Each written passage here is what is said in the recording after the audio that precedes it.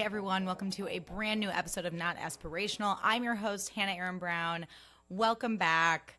I'm not going to lie to y'all. This is kind of a hard episode to record because I am really, really fucked up by the passing of Hayden Panettiere. I am truly in shock and I can't believe it. And I just feel like I can't sit here and record and like bring the lols without talking about it a little bit. Yeah, I kind of just wanted to pay homage to her for a second. I'm just so devastated and heartbroken by this loss. I mean, I've looked up to Hayden Panettiere since I was a kid. I remember seeing Remember the Titans in the movie theater and just being like, that is the coolest little girl I've ever seen in my life. And like, I wanted to be her. Like, I was like, I always wanted to be like the cute, like spunky, you know, little sister roles. And I just thought she was so, so talented. And I knew that she struggled, but I really thought with her book coming out and with the book tour she just did, it makes me sick. She just did a book tour. And I was really, really hopeful that like this was her comeback and she was going to have sort of like a Lindsay Lohan type renaissance. And I really thought she was doing well. And I'm just so, so shocked and so heartbroken. And I really have no words except for this like shouldn't have happened. Like I just feel like so many systems failed her. I felt like so many people in her life failed her. And I'm really, really worried for the millennial girlies. I mean, between Hayden Panettiere, Michelle Trachtenberg, and then, you know, I worry about people like Britney Spears and Amanda Bynes and Ariana Grande. I mean, there are just so many girlies that are such generational talents that are struggling or, like Hayden, are gone too soon. And yeah, in my brain, I don't know that I'm ever going to be able to make sense of it. I've been reading all the news reports coming out. We still don't fully know what happened. I believe it was confirmed that she was with her abusive, like on again, off again ex-boyfriend Brian Hickerson in South Carolina when it happened, which makes me really sad because from what I know, he also had addiction issues and he's been vocal about that. And also he was abusive. So the fact that like she was back with him after writing about him in her book just absolutely breaks my heart. Abuse and addiction is such a toxic cycle. And I just hate that she's not here. And I hate that she's not here for her daughter. And I know she had like so many plans of things she wanted to do with the rest of her career. And I'm so sad. So if you're feeling that heaviness this week, just know you're not alone. I'm in it with you. And, you know, the older I get and the closer I get to becoming a mom and the more passionate I become about becoming a mom, I just get more and more angry for our millennial girlies who didn't have solid parents in their corner. And obviously it's like, no parent should ever have to bury their child and their children. I mean, the fact that her brother passed away, it's all so, so tragic. And also, Hayden was very vocal about the fact that her and her mom had an estranged relationship, and her mom was very much a stage mom, and she tried to make a boundary with her mom when she was 19 and be like, hey, I don't want you to be my manager anymore. I really just like want to separate the business from our relationship and just focus on you being my mom and me being your daughter. And I guess her mom said, you owe me. Like her response to that was, you owe me. And so, you know, while it's not about pointing fingers, I also think it's unfair to sit here and act like addiction just like fell into Hayden Panettiere's lap and that it wasn't something that was the product of not having safe people around her as a young person growing up in the industry with a lot of access and a lot of money, very, very young. And so it makes me really, really angry. And her mom like released a statement being like, yeah, you know, this industry can be really hard on young people. And Hayden, you know, struggled and went down like a bad path. And I'm like, but she didn't do that out of nowhere. And I felt like immediately very like protective of her. And again, I don't know if I'm saying too much. I don't want to be insensitive, but I'm just angry. Like I'm just angry. And it's all really, really unfair. And I think it's always hard, like when there's a big tragedy like this one that just like rocks us all. It's always hard to get behind a mic and be like, and now, like, we're going to giggle. I always feel a little icky and weird about that, and I don't always know, like, what to do. But I do think that, like, everyone has different jobs when it comes to tragedy, and I like to believe that something I'm good at is bringing levity to people when they need it the most, and also holding space for grief and feelings, and hopefully kind of representing that those two things are allowed to coexist. Like, I remember when I lost my mom, like, friends of mine were kind of weirded out by, like, the fact that I was, like, still laughing and had a sense of humor. And honestly, I was, like, kind of manic, I think, if I'm being honest. But I also think sometimes laughter is, like, the only way to get through, because otherwise, like, what are we going to do? And I know I didn't know Hayden Panettiere personally, but, like, I know that all of us millennials are really feeling this loss. And so I hope that this show today can offer everyone a little bit of a reprieve, a couple giggles along the way. And yeah, my heart is heavy. I'm thinking of Hayden and her family. I'm thinking of all of you who are in this with me, in this feeling with me. And I'm sending everyone a big hug. So we're going to take a quick break here. And then when we get back, we're going to dive into some unhinged ridiculousness as per usual. And we're back. Okay, everyone. You know what always makes me feel better when I'm feeling sad or angry? Talking shit. So we're going to start with social media trends that I think have got to go. Hold on, Diet Coke break. I cracked a crispy Diet Coke for this recording. And I've said this in the past, but I'm going to say it again. I feel like every podcast host who's, like, really crushing it at their career always has, like, a tall boy of liquid death next to them in the recording. They're always in, like, a big hoodie, maybe, like, with a trucker hat, just, like, with a liquid death and, like, a fancy studio. And for a while I was like, oh my God, like, dress for the job you want. So I'm going to get, like, liquid deaths for when I record. But you know what? In my heart of hearts, like, I fuck with a liquid death. But if I'm in charge, if it's at my house in my fridge, I'm having a Diet Coke all day, every day, especially when I record, baby. Also, I think about this sometimes, like, you're also encouraging about growing the show and, you know, being engaged with it, which truly means the world to me. But, you know, like, how sometimes people are like, I won't say I won the lottery, but there will be signs.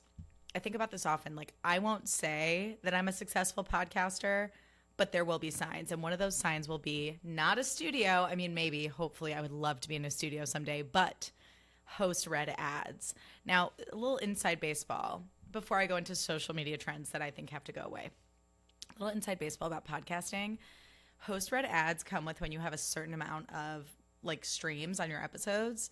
So host read ads are a sign that a podcast is doing good numbers. So my ads are there, and we are so grateful. Shout out to Libsyn, who hosts this podcast. Love you. But I don't quite have host read ad numbers, but I cannot wait for the day that I get to do a host read ad, because when I was a kid, all the popular girls in junior high would do the announcements.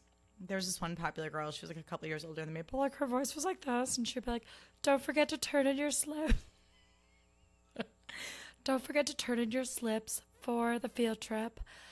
Pizza day is on Friday, so make sure to bring your cash to get a nice slice from Buffo's. Buffo's Pizza. By the way, she didn't have anything wrong with her. That's just, like, how she talked. Buffo's Pizza. And, like, the plosives in the mic, always the, like, the Buffo's Pizza. Always just, I loved her voice. It was like ASMR to me, and I was like, I will know that I'm that girl when I get to read the announcements. So now, like, doing host read ads is my equivalent of reading announcements. Does that make sense? Anyway, leave the podcast a rating and review. Send it to your friends. Okay, so social media trends that I think need to go away. First one that's already slowly fading out, but I'm still seeing some stragglers, which I'm like, if you haven't done it now, it's too late, is the documentary trend where the music is like, it's like a string instrument going, and the person sits down. They're like, when there's a documentary about, like, XYZ, and they're like, look, they're pretending they're in a documentary, and they're like, is my camera over here? No. I've really had enough of the fake documentary trend. I was like, ha ha ha ha ha ha ha. One girl, this is not funny. One girl did that trend and literally was unalived by her husband. So, like, we should have just stopped there. Like, okay, the trend is bad. Let's stop doing the trend. It's, like, not only unfunny at this point, but literally a danger. And people just kept going, oh, my camera's over here. Enough with the documentary trend. Then the other trend that I think needs to go away is the kind of chic trend. In case you don't know, there was this trend where people would post like carousels being like kind of chic to blank. And like at first it was cute and fun. It was like kind of chic to, I don't know, like go to the lake with your friends, kind of chic to like have martinis and fries, kind of chic, you know, stuff like that. Mine would be like kind of chic to bed rot, kind of chic to not shower when you're in the middle of a depressive episode. So I think that trend kind of got out of hand. And there were a couple like signs that it had gotten out of hand. One was a girl on TikTok said, toast is kind of chic. And she was talking about like her grandmother's like homemade sourdough toasted, sliced and toasted with homemade butter and flaky salt. She didn't say it, but that's like how I imagine her grandma talks about the bread she makes. My homemade butter and my homemade bread loaf. So this girl says toast is kind of chic, and it's this like very aesthetic video of her like slicing these like thick slices of homemade bread, very like Black Cauldron style bread, toasting it and then topping it with some butter and flaky salt. And the text just said, toast is kind of chic. And this girl got absolutely fucking flamed in the comments on TikTok. People were like, we've fucking lost the plot, you guys. If we're calling toast chic, like I need you to like get your head out of your ass and like put your phone down and like go outside. Like this is fucking crazy.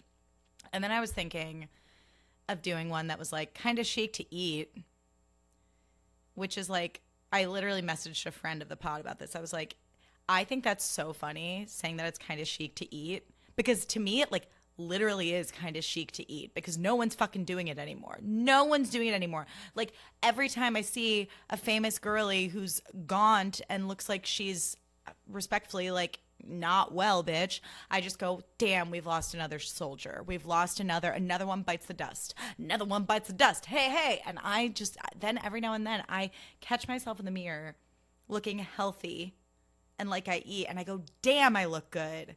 God, I'm so sexy. And I'm not even saying this, you guys, in like a, yes, body positivity. Like I do think sometimes like there was a point in time where the body positivity movement was like very vocal, to the point where it was like, I almost felt like it was heavy handed, where I was like, okay, enough. Like there are going to be some days where I feel sexy in my body and other days where I feel weird about my body. And like, I felt like at that, there was a time where it like, there was an apex of the body positivity movement where I felt like ashamed for having weird body days. And like, I do think we need to like hold space for weird body days. Okay. Like we can't all be confident all day, every day, despite, you know, our efforts. We're all humans. We're mere mortals.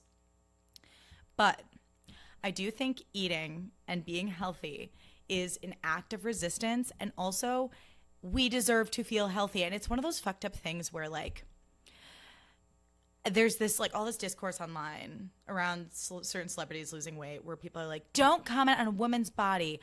And I get that in theory, but I also think it's almost like if we lean into that like narrative of like it's bad to comment on women's bodies, then we're almost like as women like gaslighting ourselves, because we're like, okay, if we don't comment on it, then we're accepting this as normal. At least that's how I think about it. And I know it's nuanced, and I hope this isn't triggering for anyone. If it is, take a break. I'm sorry. But like I almost feel like it's like if we refuse to have these conversations about the nuances of it, then, and like the trends we're seeing in bodies and in this like world of Ozempic right now, like average size women taking Ozempic when they don't need to and then wasting away. I feel like if we don't have those conversations because of this whole don't comment on other women's bodies idea that we're trying to uphold, we're like gaslighting ourselves into thinking it's normal. And like that is not okay with me.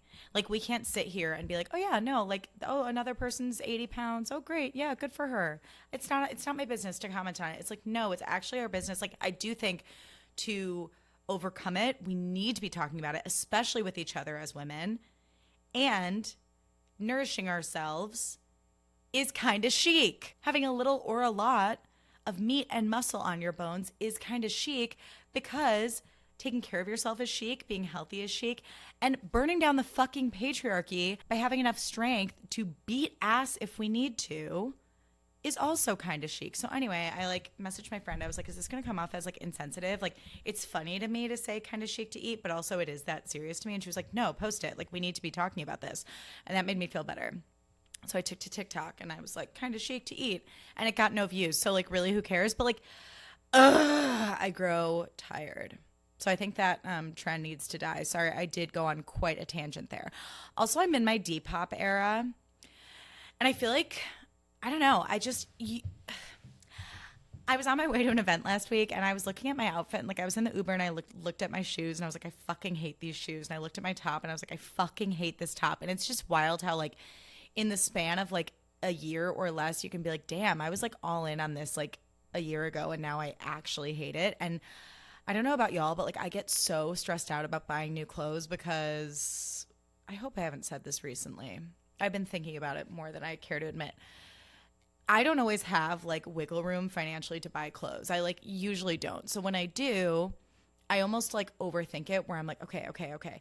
I finally can afford to do this thing. So I cannot make the wrong choice. And then I get really overwhelmed about what to buy.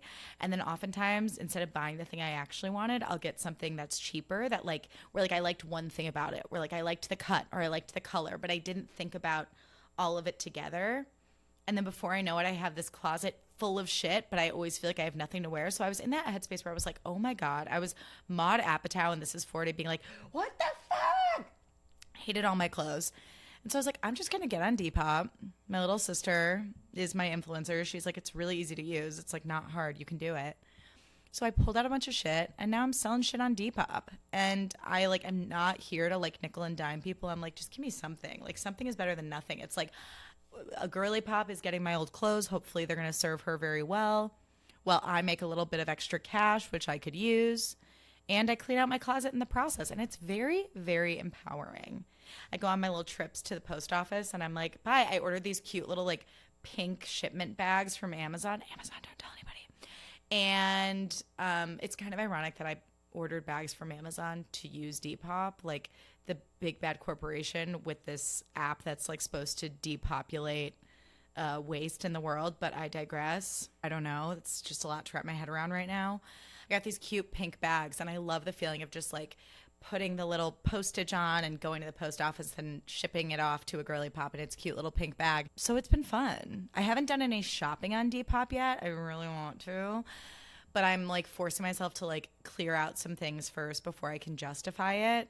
But big fan. And then once you teach the Depop algorithm, like what you like, it's like Facebook Marketplace. It like starts serving you more. And I just really like being, if I can, like a sustainable queen and getting rid of stuff. I also feel like something about this time of year, like back to school time, feels very cleansing. Like to me, it's like August and January are the two times of year where I feel like let's clean some shit out.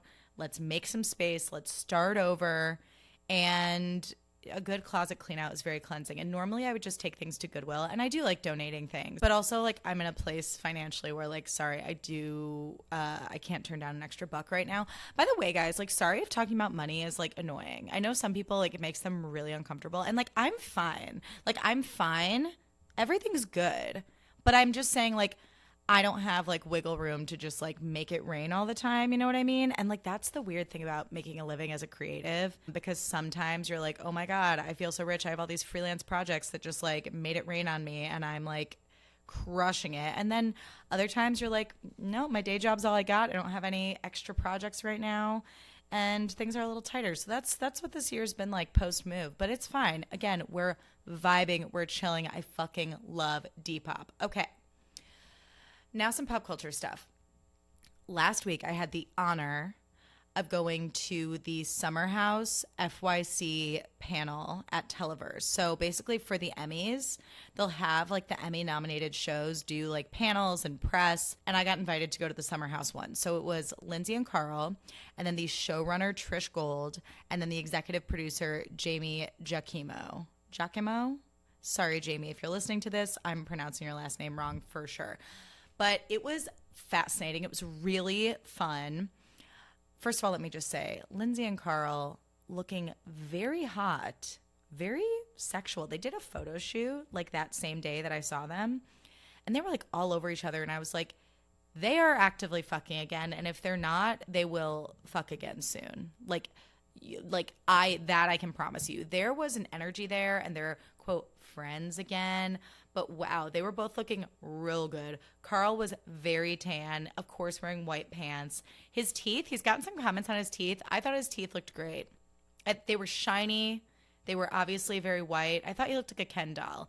Lindsay looking gorgeous. And also Jamie and Trish, babes. Summer House is just a show full of babes. But some interesting takeaways that I wanted to share were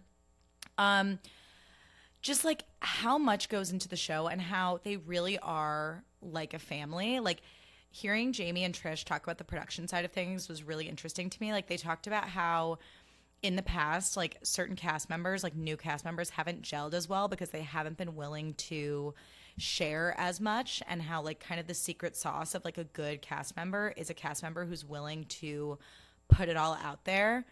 And they also mentioned how they're like, lying doesn't really work on the show. They're like, last season we had a lot of lying from a couple cast members, wink, wink. And they were like, a lot of people would come to us and be like, oh my God, you must be thrilled. Like so many people are watching the show. And they were like, it was actually like kind of a bummer for us though, because we saw like a marriage dissolve within our cast. We've been working with a lot of these people for like 10 years. We saw how that hurt the cast. We saw friendships fall apart because of it. So like it was genuinely like really hard and emotional for all of us. And then they also said something that I thought was really fucking cool. They were like, yes, we want our cast to share it all. Yes, there are cameras in like every corner of the house. And like Lindsay made a joke about like, there are cameras in the pantry. And Carl's like, yeah, I tried to like hide in the pantry to make out with Paige. So they put a camera in the pantry in a cereal box. And like, they were all laughing about that. They're like, yes, we get a ton of footage. But also something that Jamie and Trish said that I thought was really cool was they were like, but also we know everything about everyone, but that doesn't mean we're going to exploit our cast. Like not everything that's quote juicy is a good storyline. And like, just because we know something kind of like vulnerable about a cast member does not mean that it's going to make it onto the show, because if it doesn't serve the storyline or it like puts a cast member at risk, like it's not worth it to us. And I thought that was really, really cool from a production standpoint. And I think making the show and the set like a safe space for the people on the show, like for the cast, is what makes it feel new and fresh, and is what makes it feel safe for them to be vulnerable and to like bear it all to the audience. So I thought that that was really cool. And I also think that's just like the magic of having women behind the scenes. Like, I mean, what do I know about reality TV? It's not like I've ever been on reality TV. That's why I was in the background of Real Housewives of Beverly Hills, The Hills New Beginnings, and Vanderpump Rules at Tom Sandoval's extra themed birthday party. But I do think just like women have a pulse on and just a genuine caring for making people feel safe and comfortable on a set in a way that I think a lot of their male counterparts don't necessarily have. And so I thought that was a really cool takeaway. They also said that this season that the new cast members are fitting in wonderfully. They said this season so far is really good. Lindsay said, quote, "We're on fire." They were like halfway through filming during this panel. So I don't know. I'm just really excited to see what the next season holds. And I think like, I was a little bit wary coming out of the Scamanda of it all. But mainly because Vanderpump Rules like did not recover well after Scandival. But I think the cast that's left is really excited to bring it and excited to have like fresh energy in the house and excited to kind of like leave that chapter behind. And again, we're going to get single Kyle and single Carl at the same time. So I think there's a lot of story left to be told, and I'm very, very excited. And I was super honored to be at that panel. So shout out to Peacock and NBCU for having me. I felt very special and cool. Also, I think I'm a witch because last week I was talking about Joe Jonas and his slutty cowboy hat, and it was revealed this week that the Jonas Brothers are going on tour. And they're going to be in LA in November at one of my favorite venues in all of Los Angeles, the Hollywood Bowl, which is this beautiful open air venue in Hollywood where you can like picnic and bring your own wine, and the vibes are so good. And it's going to be November, meaning it's going to be like a brisk, chilly, like fall night. And I'm going on a double date with Jake and our friends, and I'm just so fucking excited. I'm so excited to see Joe growl at me in person. I'm hot, you're cold, you're like you're never. Still don't know the words. Doesn't matter. Doesn't matter. I don't care if I'm a poser. I don't care if I'm only going to look at Joe Jonas's fine ass, literally and figuratively. I'm excited. It's going to be great. Okay. Now we need to talk about a new celebrity crush of mine, Jon Bernthal. I don't really know how I ended up on Jon Bernthal TikTok. I think it might have been because I was on the Odyssey TikTok, and then which he was in, and he was a bald daddy in the Odyssey, which I was very into. But he also has gorgeous hair. His hair, honestly, is kind of giving Jake's hair. Anyways, I ended up on Jon Bernthal TikTok, who was famously in The Bear, did amazing work on The Bear. He just did Dog Day Afternoon on Broadway. He was in this great Netflix show that we just finished last night called His and Hers. He's done a lot. Like, he's been working for a long time, but I feel like he's really in the zeitgeist now. I could see him on, like, White Lotus, like, next season, or, like, the season after this one that they're currently filming. Like, he's kind of an it boy right now. And I also saw him in this Lena Dunham movie called Sharp Stick, like, a few years ago, where he was kind of like the philandering dad. Am I using the word philandering right? Yes, he was the philandering dad. And it was kind of like a what the fuck movie, which, like, Lena Dunham loves having, like, a what the fuck, like, indie moment. And I remember watching it being like, this is a weird fucked up movie. Is the dad kind of hot? Like, that's how I felt. So anyway, now I'm on Jon Bernthal TikTok, and it started because there was this trend on TikTok where people were making edits to the song Crush by Ethel Cain of just, like, guys looking sexy. And so it started with that, okay, and it was edits of Jon Bernthal to Ethel Cain's Crush looking sexy. And I was like, damn, okay, like, okay. And then someone also used that song to underscore him signing autographs, like, outside the stage door after he did Dog Day Afternoon. And he was in this sweatshirt and sweatpants and sneakers and, like, a trucker hat with long hair. And he walked away, and his sweatshirt was, like, tucked into the back of his sweatpants waistband. Slut. It was so slutty and so hot. And I was like, what the fuck? So then I fell down this wormhole, okay, of Jon Bernthal edits. Cut to, I'm about to go to bed one night. I'm scrolling on TikTok when I should be reading, and I see a Jon Bernthal TikTok that says the following. Okay, so it's like clips of him, like, looking, like, rugged and sexy, because that's his whole shtick. And the text on the video says, dad's best friend who shows up at the crowded party at 2 a.m. to drag you out by the wrist, shoving you against the passenger door of his car to whisper that you're in so much trouble. I'm sweating.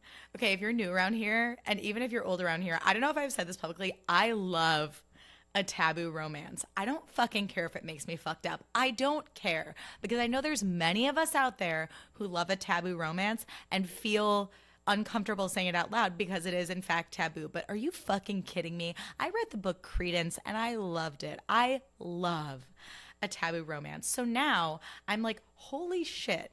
I built this For You page brick by brick because the For You page, the algorithm knows, okay, you're into Jon Bernthal, you're into taboo romance. What if, hear me out, I put them together and you can enjoy that? Hannah, you can enjoy that. And I'm like, oh my God, algorithm, thank you so much. What a beautiful gift to subconsciously give myself. So now I'm being targeted with these Jon Bernthal taboo romance TikToks, and I cannot get enough. And then in the caption, apparently there's like a Jon Bernthal fanfic on something called Wattpad, which I've never heard of, called Silent Whispers. And for me, I was like, I'm sorry, that's a bridge too far. Like, I don't know what Wattpad is. Like, is it going to give me viruses? Like, is it safe? Do I have to download an app? Do I love taboo romance so much that I'm willing to download like a potentially sketchy app to read a fanfic like about Jon Bernthal being your dad's best friend who you have an affair with, like, on my phone? I don't know. I don't think so. But if they made it into a book, if they made it into a physical book, it would be fucking on. I just think like surfing the dark web for taboo fanfic for me personally is too much, because I think I'm just like scarred as a millennial, like having a family computer where it's like, if you ever look at porn, we're gonna get a million viruses and the computer's gonna break. And like, I never did look at porn. I did go into like chat rooms with my friends and we'd be like, hee hee hee, I'm 25 and a model living in Los Angeles, hee hee, which was fucked up, but it was part of the millennial experience.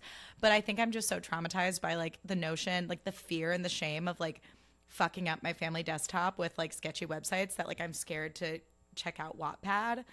But if you're a Jon Bernthal fan, sound off in the comments on YouTube, DM me, tell me. We're a powerful community. Also, if you like taboo romances, I need your recommendations, please. I will report back to the group. Bethenny's Supermodel Cafe opened August 13th in East Quogue, New York, which famously, Quogue is where Cindy Barshop had a party in season 4 of Roni. And everyone judged Judy to her. They were like, ew, Quag, disgusting. Why would I want to go to Quag? And I think it was Sonia who was like the most offended by Quag. But that's where Bethenny's Supermodel Cafe opened. So she, for months, has been doing this thing being like, supermodel snack. It's a supermodel snack. And it's her like making like cottage cheese contraptions, then taking the tiniest bites in her mouth and going, like chewing them. So nasty. Watching Bethenny eat really grosses me out. And I normally like, I mean, I love eating. I love movies where people eat. I love Julie and Julia specifically. Watching Bethenny eat like repels me. And so she, for months, she's been like supermodel snack. It's a supermodel snack, like trying to coin this term, make it a thing. And so with the opening of the Supermodel Cafe, it was allegedly going to have like her viral TikTok recipes, chicken salad, coffee, caviar cream cheese, cottage cheese, high protein bagels. And she, of course, bragged on TikTok about being a natural foods chef. And like, she's like, I was ahead of the curve on this. I put butternut squash and mac and cheese and peas of guacamole back in 2007. I'm a natural foods chef. And she's saying that the brand will be nationally distributed in the fall, but that the pop-up in Quag was an opportunity that came up last minute. And so she like threw it together in 4 weeks with the merch and the logo and everything. And she was like, the cafe could be a moving cafe. You know, it could be a pop-up. It could be a reality show. You know, I'm running and gunning and doing real. So you're welcome. So that's what she said on TikTok. And the opening looked like a big splashy thing on social media. Like they showed all these like lines and her in this like chuggy like pink lace dress and, you know, the merch and all the things. And there were a ton of reviews on TikTok about the food, which we'll get to in a second. But at the end of her big splashy launch day, she was hit with a warning stop work order notice because there were concerns over the unusually large turnout on its first day. Apparently more than 700 people turned out for the opening, and chicken salad was the first item to sell out. Also, according to Southampton Town Public Safety, we're also going to be issuing some violations and or summonses from the fire marshal's office as well for sidewalk obstructions and unpermitted signage too. The administrator said the notices had already been issued before the opening, adding that the cafe, quote, failed to take corrective action, which is like so Bethenny to think that like the rules don't apply to her and she can do whatever she wants and she's just like so heavy metal for doing whatever she wants and she's an entrepreneur and she's a natural foods chef. Also, like, I know that the rules, I've heard that the rules in Southampton are really strict about, like, what's allowed and what's not because it's such a, like, pristine place that no one wants, like, any sort of disruptions, especially in the little downtown areas. So I'm not shocked, but also it's very Bethenny to me to just, like, not, to, like, to throw something together chaotically and have, like, the chuggiest logo that you've ever seen and ignore warnings to be like, excuse me, this is not up to code. So after like all these like rumors are circulating around like, you know, being hit with the warnings and the papers and whatever, Bethenny took to TikTok to say, we got a stop work order at the cafe, but we don't have to stop work. Evidently it's about construction, but we're not doing construction. So like I said, we are the Billy Joel of bagels. We play until we can't play no more, but they're letting us play. And then there were like mixed reviews. Okay. So some people were like, these bagels are really hard. Like they were trying to do like a rip and dip and they were really like hard. And then there were like a bunch of different flavors. Oh, I have a picture of the menu. Hold on. There are a bunch of different flavors of schmears that I want to talk about. So the bagels are plain sea salt, everything, and cherry vanilla. And then the spreads and dips are caviar, miso tahini, cacio e pepe, cherry vanilla, everything but the bagel, spicy sriracha, and sweet cream. Then she has her chicken salad, Bethenny's original recipe, cheesecake, Bethenny's original recipe. And then there were a few sandwiches. There's the Bethenny toasted everything bagel piled high with Bethenny's original chicken salad, pickled onions, and truffle hot sauce. The Nepo Baby toasted salt bagel layered with caviar spread, fresh tomato, and pickled red onion, finished with a dollop of caviar nestled in the bagel hole. The Supermodel Snack toasted plain bagel layered with shaved turkey, fresh tomato, a spicy sriracha spread, finished with a sprinkle of everything bagel seasoning. Pop your cherry. It's so Bethenny to have like I'm so cheeky and bad. Pop your cherry. Hilarious. Pop your cherry, toasted cherry bagel with cherry vanilla spread, Yerso jelly, toasted salt bagel with blueberry jam and sweet cream spread. And then there are add-ons, pickled red onions, truffle hot sauce, caviar bump. Make it rich, bitch. Add gold flakes. I mean, it's so chuggy. I really just can't stand it. I'm saying that as a proud millennial, knowing that chugginess is like embedded in the molecular fiber of my being, okay? But like the logo, the colors are pink and teal. Is it 2015? One thing about Bethenny is it will always be 2015. I have never seen such a rich person, apart from Kyle Richards, have such horrible fucking taste. Like and then the whole thing is like, is it smoke and mirrors? Like, is she even rich? But more on that in a second. So Bethenny made a video on Monday after people were like reviewing it. Some people were like, oh my God, there's like no caviar in this caviar spread. Oh my God, the miso tahini is fucking weird. The everything but the bagel seasoning. Like, honestly, the dips looked very like runny, which like I don't want like a runny thing on my bagel. I want like more of a whipped texture, something spreadable, not something that's gonna like drip off of my bagel and like slide around with the other ingredients. So she was getting mixed reviews. And on Monday, she made a video talking about how there's some new flavors coming and how it's on people to toast her bagels and not rip and dip them. She's like, if you think my bagels are dry, so is your brain, because they're healthy, high protein cottage cheese bagels. And you should know that you should be toasting them and not ripping and dipping, because everything is always everyone else's fault with Bethenny. It is never Bethenny being like, oh, good feedback, let me go back to the drawing board. It's just her immediately getting defensive and insulting her audience if they are not immediately up her ass being like, oh my God, Bethenny, you were the first person to do literally everything. You were the first person to live. You are Eve from the Bible. You are the first woman of all time to do literally anything on this planet. And thank you, thank you, thank you. Like, God, she drives me crazy. People states, for Frankel, the venture also represents the next evolution of the brand philosophy that made Skinny Girl a household name. Bethenny says, it's a better term. Supermodel is a better term than Skinny Girl. Supermodel has a tongue-in-cheek wit to it, a fun to it, a flirt to it. You're in on the joke. So the merch was really unsettling. There was like a really horrible chuggy trucker hat for like $42, a sweatshirt for like $60 or something.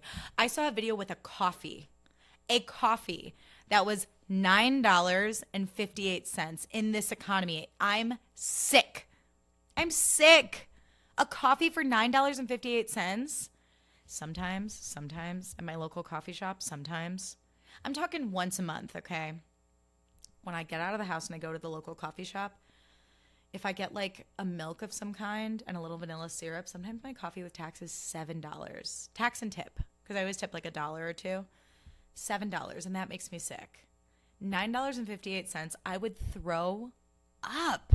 Oh, also some people said about the chicken salad that it was better than Round Swamp, which I've never been to Round Swamp, but like rumor has it, it's like the Erewhon of the Hamptons, I think. Like it's just a very bougie like grocery store, or like maybe comparable to like Jones on 3rd in LA. But yeah, some people really like the chicken salad. Some people say it's really chewy. I saw one girl taste it with her mom, and the mom was like, mine is better, and the dad was like, mom's is better, and I thought that was cute.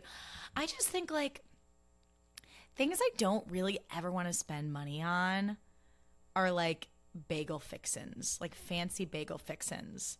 I will like spend money on like picking up like a nice bagel and like bringing it to my house, but like I'm never going to be someone that like wants to go out for bagels, like go out and get a bagel. You know what I mean? Like I would rather just get like all this stuff at my house and like make a bagel myself. I'm never going to pay $15 to $20 for a fucking bagel sandwich. I also saw someone who got the Bethenny, which is supposed to be piled high, floppy air quote, with chicken salad. And there was like barely like, there was like no chicken salad in there, like nothing in the middle. She like showed it from the middle. There was like a centimeter, not even, of chicken salad in the middle. And I was like, Bethenny, please, cheap ass, grow up. She is a cheap ass. Which brings me to a video that a creator named Meredith Lynch made on TikTok. So Meredith Lynch will do these like long series where she like really gets into the nuts and bolts of certain celebrities, and kind of like it's kind of a gotcha account of like, look, you think this person has their shit together? Well, they don't, because I looked up these documents in XYZ. Like she did a series on Rachel Zoe. She's kind of polarizing for that reason, but I was positively tickled by this video that she made. So she said, why did Bethenny have to open the Supermodel Cafe? Because she has a depleting bank account and a big branding problem. The only thing that's ever been a bit of a solid moneymaker for Bethenny, and not even as big of a moneymaker as she likes to pretend to be, is Skinny Girl. And unfortunately for Bethenny, but fortunately for society, we have moved away from this sort of marketing, things being skinny. So then Meredith goes on to say that the National Eating Disorder Association asked Bethenny to change the name of Skinny Girl because it has been linked to fueling disordered eating, and she never did. And then Meredith notes that Bethenny isn't stupid. She's like, Bethenny knows that we've moved away from this as a society and that the logo is outdated. So the thinking around everything being skinny doesn't work anymore. Hence the idea of a, quote, supermodel snack, which is literally skinny girl repackaged. So after the Supermodel Cafe pop-up opened, Bethenny is quoted as saying, I mean, I can tell you it's not the best chicken I've ever tasted. It is the best, better for you, healthy, low-calorie chicken salad I've ever tasted. And I likely won't be changing it because I like that people don't feel guilty at all eating it. So Meredith cites this quote and she's like, but associating guilt with eating is very 90s and early 2000s. And Bethenny needs to move the fuck on, but she hasn't because Bethenny, this is my words, not Meredith's, but in my opinion, Bethenny is incapable of evolving. I really think, you know how people say people kind of stay the age that they were when they were deeply traumatized. I literally think after her marriage with Jason Hoppy fell apart, I'm sitting in front of my mirror recording, and I feel when I say his name, I feel it's saying Bloody Mary in the mirror. It's Jason Hoppy, Jason Hoppy, Jason Hoppy, and then he pops up behind you and has a pink mannequin and is my dad made this for you. Anyways, he's so scary. He's a spooky man. But I feel ever since her marriage with Jason Hoppy fell apart, she has just she's been stuck in that moment in time, frozen in 2015, and is just a bitter, bitter woman. And so she's never going to get with the times. Everything's always going to be centered around being skinny. And it freaks me out because it's I remember in college I bought into the Bethenny hype so much because she was my favorite on the show in 2010, 2011. Watched all of her spinoffs, still do my annual rewatch of Bethenny Ever After, but that's neither here nor there. But I remember really buying into this whole naturally thin thing that she was selling where it's not about starving yourself. It's about, your diet is a bank account. Just put peas in guacamole. You can have guacamole and not feel guilty about it. And it's like Meredith is saying, it's we've moved so far away from guilt, And as someone who's had an eating disorder, it's I don't play that game around. I'm going to feel guilty about this. I'm going to beat myself up. And every now and then, that thinking creeps back in and I have to consciously be no, we're not fucking doing that anymore. So Bethenny in an interview being you can eat my chicken salad and not feel guilty about it is automatically so annoying because it perpetuates this idea that there are good foods and bad foods and healthy foods and evil foods that we should be afraid of. And I don't think she's ever evolved past that as a person and by proxy as a brand.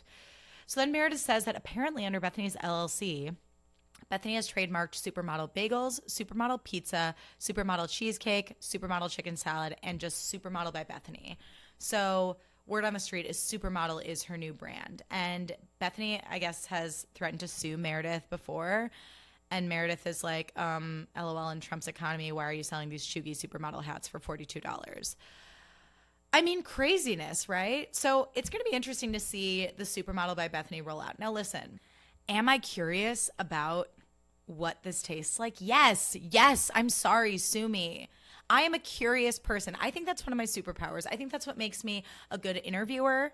I think it's part of my joie de vivre, okay, is to be curious. That's something I really like about myself. And unfortunately, sometimes my curiosity takes a rather toxic turn. I would like to taste the chicken salad. I probably won't be buying it, but if any of my more famous friends get some sent to them, I'm going to say, save me a bump.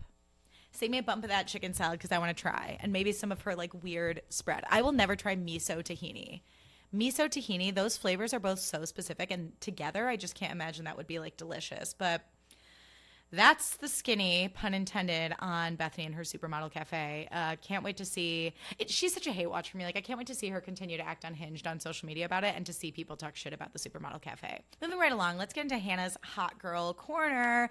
Okay, so for my birthday, I was gifted a Sephora gift card and an Ulta gift card. And I also realized through my job, I had some old gift cards that I forgot to use. So I was ooh, I am treating myself to some luxury beauty items. So a beauty item I want to put you on that I literally used for the first time last night. This is not an ad, okay? Remember, I don't have enough streams for host read ads yet.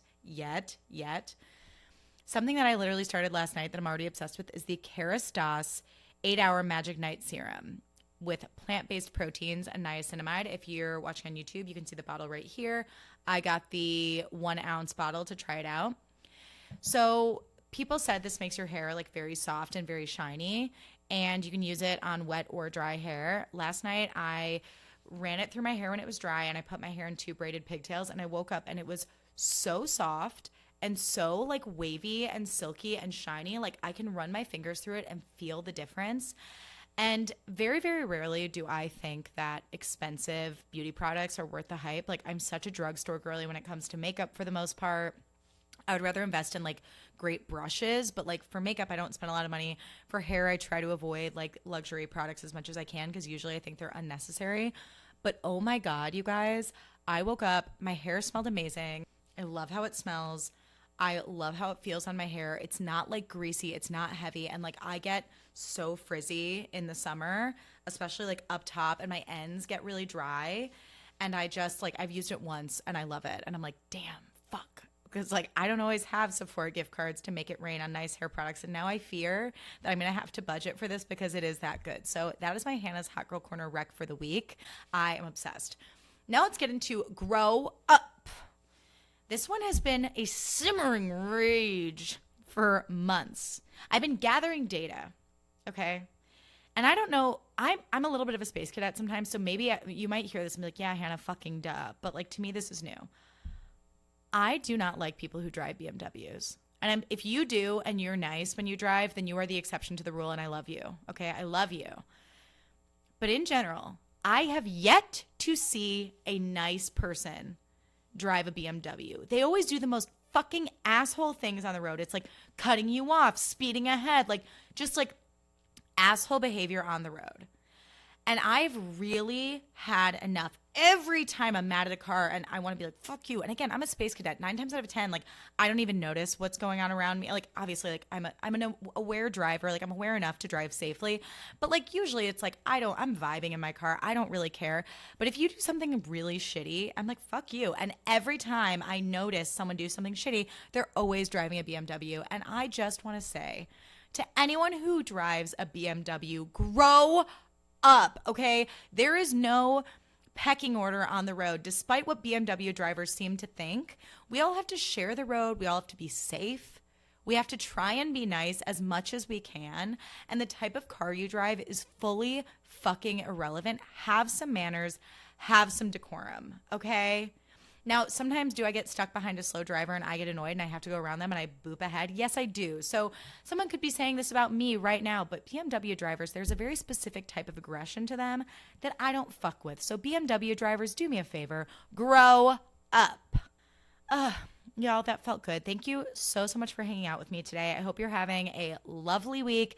Again, I am sending good vibes and hugs to anyone who needs them. If you don't follow me already, follow me at Hannah Aaron Brown on Instagram and TikTok. Check out the show on YouTube. On YouTube, I'm Hannah Aaron Brown as well. That's all going to be in the show notes for you. If you love this podcast, leave it a rating and a review on Apple Podcasts. It's super helpful. It makes the show easier to find. And share the show with your friends. Share it on Instagram, whatever. I love it all. I appreciate it all. Thank you so much for listening. I hope you have a gorgeous day, and I'll see you next week. Bye.